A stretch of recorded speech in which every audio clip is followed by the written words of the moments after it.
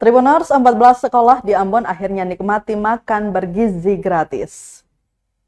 Sebanyak 14 sekolah di Ambon menikmati makanan bergizi gratis Senin 6 Januari 2025. 14 sekolah dimaksud mulai dari jenjang MIT atau TK, kemudian MIN SD, hingga MTS SMP.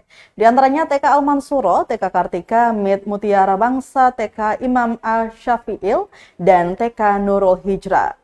Kemudian MIN 2 Ambon, SD Impres 54 Nania, SD Kristen 2 Hunut, SD Impres 28 Nania, SD Impres 55 Nania, dan SD Kristen Nania.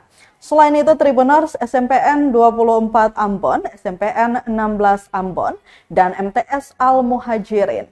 Kepala Dinas Pendidikan Kota Ambon Ferdinand Tasso mengatakan untuk makan bergizi gratis dimulai sejak pukul 8 hingga 1 siang. Dia menjelaskan ini merupakan program Badan Gizi Nasional di Ambon yang dinamakan Program Satuan Pelayanan yang dibantu TNI Angkatan Darat. Makanan yang disediakan sebanyak 2.279 paket.